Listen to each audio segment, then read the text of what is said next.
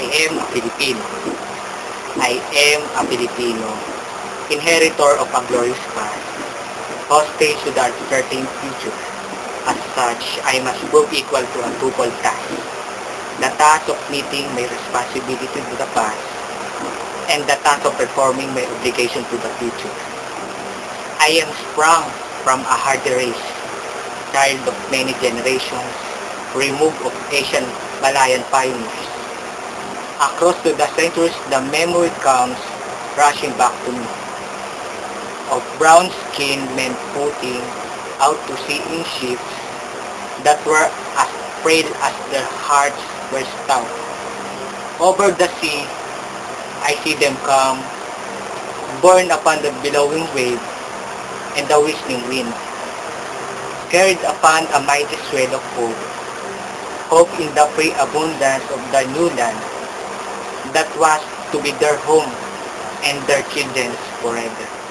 This is the land that they saw and found, every inch of the shore that their eyes were set upon, every hill and mountain that beckoned to them with a great and purple invitation, every mile of rolling plain that their view encompassed, every river and lake that promised a plentiful living and the fruitfulness of commerce is hallowed spot to me.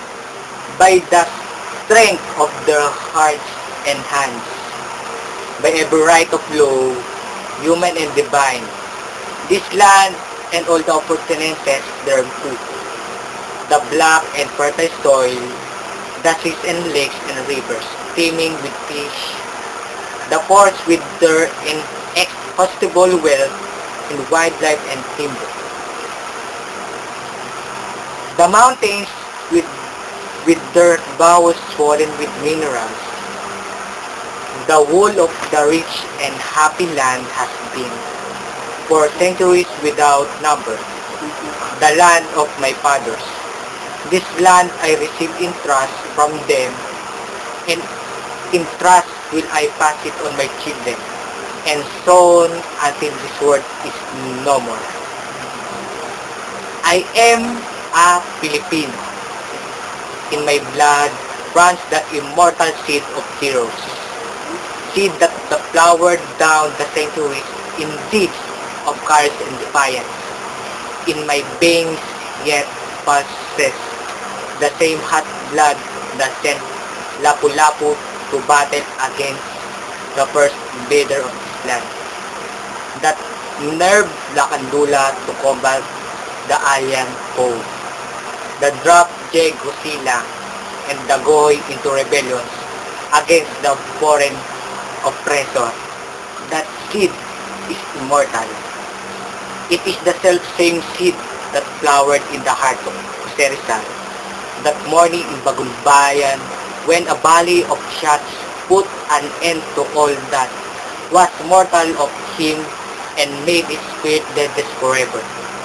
The same that flowered in the hearts of Bonifacio in Balintawak, of Gregorio del Pilar and Tirad Paz, of Antonio Luna of Kalumpit, that bloomed in flowers of frustration in the sad heart of Emilio Aguinaldo at Palanan, and yet burst forth royally again in the proud heart of Manuel L. Quezon, when he stood at last on the threshold of Asian Malacanang Palace, in the symbolic act of possession and racial vindication.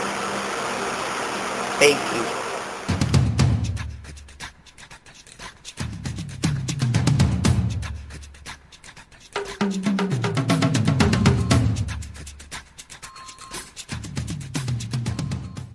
Desiderata. Go passively amid the noise and haste, and remember what a peace they may be in silence. As far as possible, without surrender, be on good terms with all persons. Speak your truth quietly and clearly, and listen to others. Even the dull and ignorant, they too have their own story. Avoid loud and aggressive persons. They are vexation to the spirit. If you compare yourself with others, you may become vain and bitter. For always there will be a greater and lesser person than yourself. Enjoy your achievement as well as your plan. Keep interested in your own career, however humble. It is a real possession in the changing fortune of time. Exercise caution in your business affairs, for the world is full of trickery, but is less than not blind due to what virtue is there.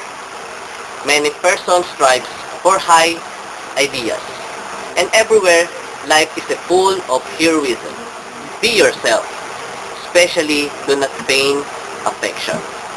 Neither be cynical about love, for in your face of aridity and disenchantment, as if perennial as a grass. Take kindly the counsel of the years. Grateful surrender the things of youth. Nurture strength of spirit to shield you in sudden misfortune. But do not distress yourself with dark imaging. Beyond the wholesome discipline, be gentle with yourself. You are a child of a universe, not less than the trees and the stars. And weather is not yet clear to you. No doubt the universe is unfolding as it should. Therefore, be at peace with God, whatever you conceive to Him to be, and whatever your labors and aspirations. In the noisy confusion of life, keep peace with your soul, with all its charm, drudgery, and broken dreams. Is this still a beautiful world? Be cheerful, strive to be happy.